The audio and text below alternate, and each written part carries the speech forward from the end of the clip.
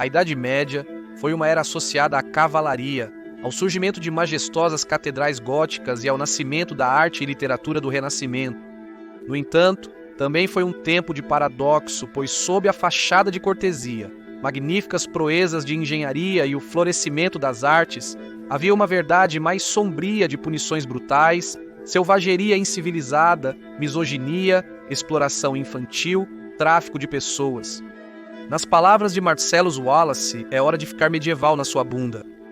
E agora uma rápida mensagem do nosso patrocinador, eu. Primeiramente, um enorme agradecimento a todos que ouviram os primeiros singles da minha banda Rede de Modo Padrão. E apreciei muito todos os comentários gentis. Lançamos nosso Extended Play de estreia e um novo videoclipe que eu mesmo produzi, serei breve. Olá, sou eu. Deixarei o link do videoclipe na descrição, junto com um link para ouvir as músicas do seu serviço de streaming favorito. Também faremos uma tiragem limitada de vinis do Extended Play para os fãs mais tradicionais.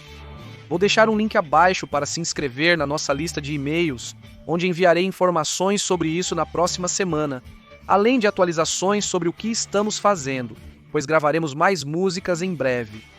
Estou incomodando você enquanto se aprofunda na fixação por história medieval, não só porque é incrível ouvir a opinião de todos sobre a música, mas também porque quanto mais reproduções, salvamentos em playlists e compartilhamentos conseguimos nas plataformas de streaming, mais ouvidos as músicas alcançam através do algoritmo. Então, realmente é uma enorme ajuda toda vez que vocês ouvem a música e interagem com ela. Para fãs de música baseada em guitarra, confira as canções ou o videoclipe no link abaixo. Eu sempre adoro ouvir suas opiniões e agradeço o tempo que vocês dedicaram para ouvir e comentar sobre isso. Agradecimentos a todos. Bem-vindos à loucura medieval.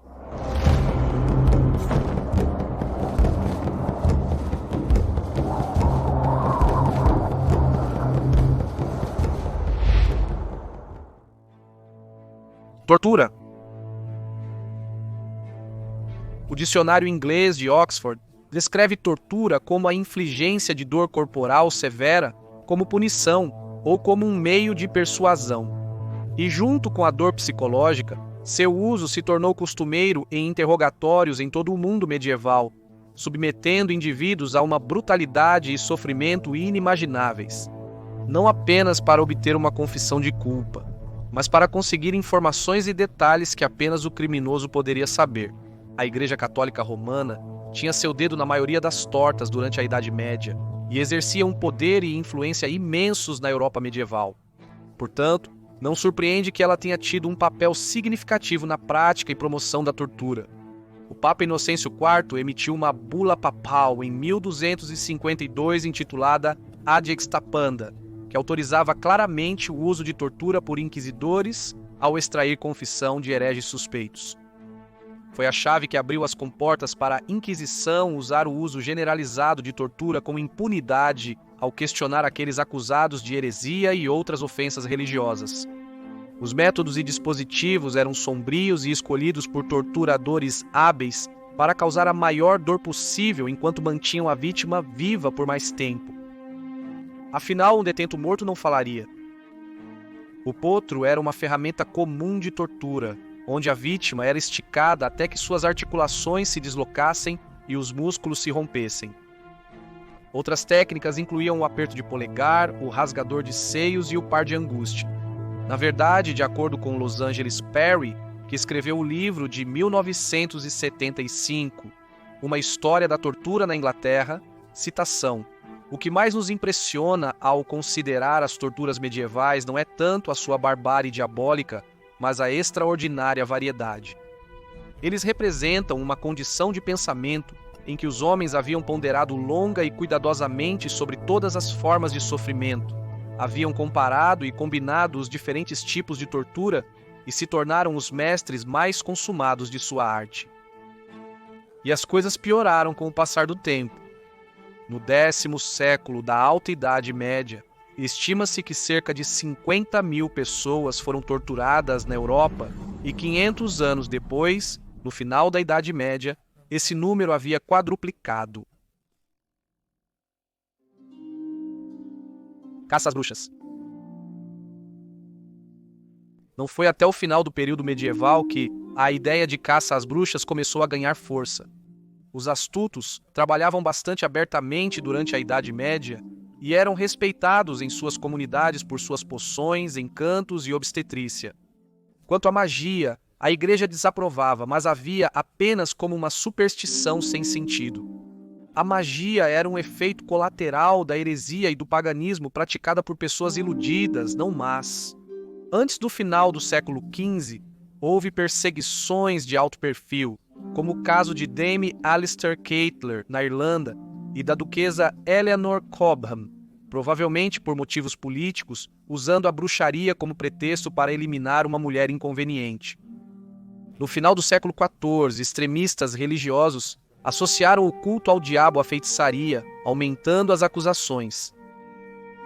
A primeira grande caça às bruxas iniciou-se em 1428 em Valais, Suíça. Durante 8 anos, 347 bruxas foram perseguidas e mortas acusadas de bruxaria e heresia. A maioria delas era do sexo masculino. Então a paranoia se instalou e surgiu o misógino Heinrich Kramer, um homem descrito pelo professor Malcolm Gaskill como um psicopata supersticioso, e o inferno se desatou. Kramer publicou o Mollasses Maleficarum em 1486, dando início à loucura das bruxas. O livro, também conhecido como O Martelo das Bruxas, tornou-se a Bíblia para os caçadores de bruxas e recomendava a tortura para obter uma confissão. E como a feitiçaria era uma forma de heresia, e a punição para a heresia naquela época era a queima na fogueira, também era recomendado para qualquer pessoa considerada culpada de bruxaria. É repugnante e chocante notar que, nos próximos 200 anos, estima-se que entre 40 mil a 60 mil supostas bruxas, a maioria delas mulheres, foram perseguidas e assassinadas em toda a Europa, graças principalmente aos delírios de um frade descrito por seu próprio bispo como senil e louco. Escravidão. Os invasores gaélicos escravizavam pessoas do outro lado do Mar da Irlanda por 200 anos antes da Era Viking. São Patrício, padroeiro da Irlanda, foi sequestrado por invasores gaélicos.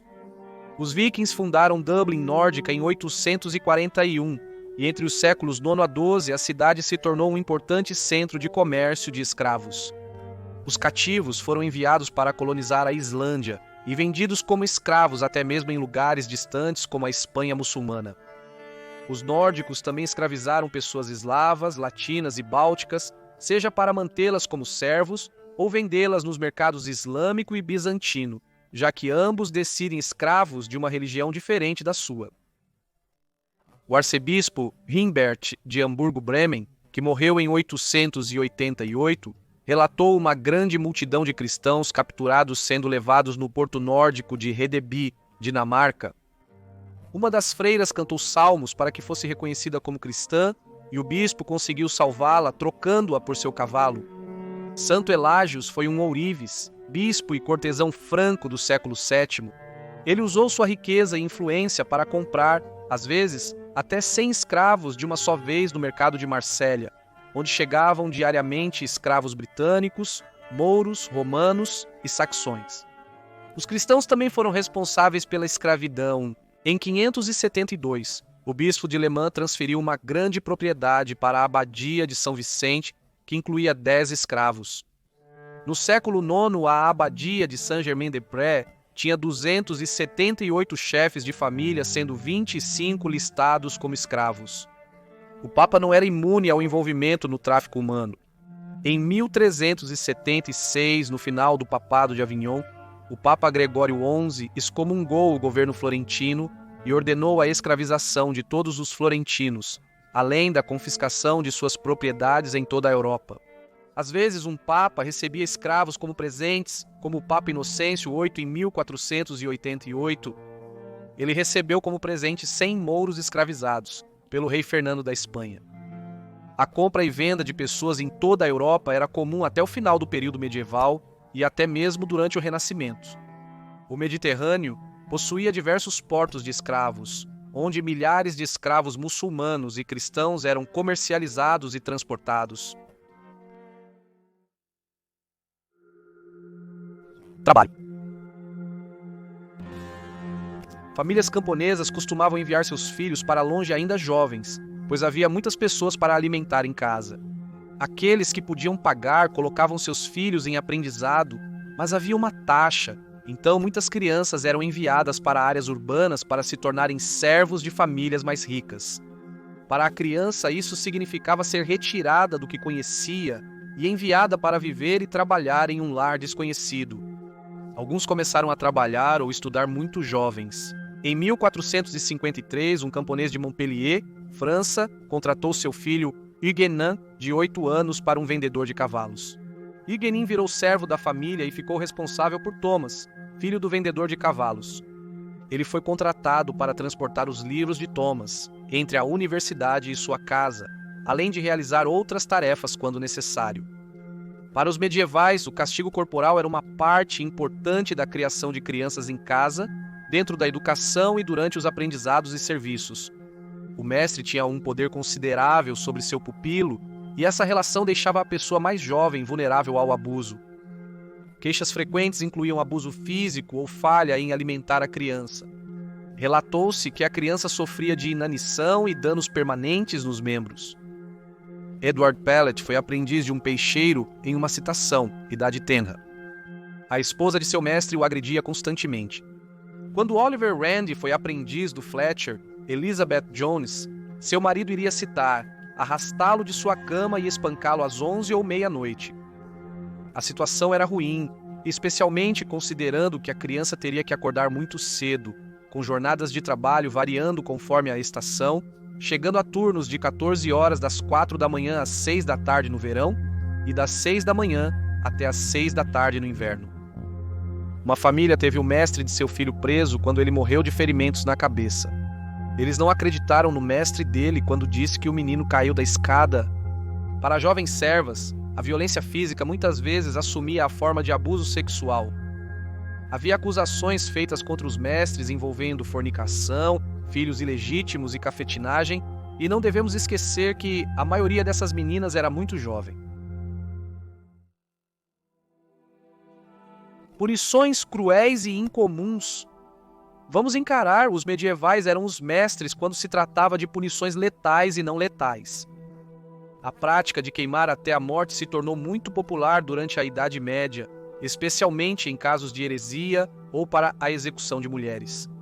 Amarrar uma mulher a uma estaca e depois atear fogo nela era considerado mais gentil do que enforcamento, porque, segundo Sir William Blackstone, em seus comentários do século XVIII sobre as leis da Inglaterra, citação, a decência devida ao sexo proíbe expor e mutilar publicamente seus corpos.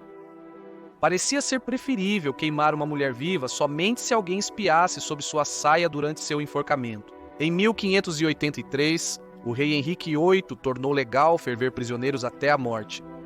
Richard Roos foi fervido vivo em público em Smithfield, Londres, por envenenar a comida na casa do bispo de Rochester. Em 1542, a serva Margaret Davy teve o mesmo destino no mesmo local. Só se pode esperar que a água já estivesse fervendo quando eles foram jogados nela, para reduzir o tempo de sofrimento. O emparedamento era popular, especialmente com a igreja, que o usava para punir freiras e monges que quebraram votos de castidade ou expressaram heresias. Normalmente, a vítima seria colocada em uma caixa semelhante a um caixão e selada em uma parede ou outro espaço confinado. Às vezes, a punição era temporária, mas muitas vezes a pessoa era deixada lá para apodrecer ou asfixiar. Comida e água poderiam ser fornecidas através de uma pequena abertura por dias, semanas ou meses para prolongar a punição. Em 1149, o duque Otto III de Olomouc mandou emparedar o abade de Diocar e 20 monges porque o bispo assediou sexualmente a esposa do duque durante uma visita. Todos os homens morreram de fome. Um esqueleto foi descoberto emparedado com uma mesa, um livro e um castiçal nas ruínas da abadia de Thornton, Lincolnshire. 4 clérigos, considerados culpados de pedofilia em Augsburg, foram trancados em caixões e pendurados no campanário da igreja até morrerem de fome. A notória condessa húngara Elizabeth Bathory foi emparedada em um conjunto de quartos em 1610 pelo suposto assassinato de várias meninas. Ela viveu lá em uma espécie de prisão domiciliar por 4 anos até sua morte.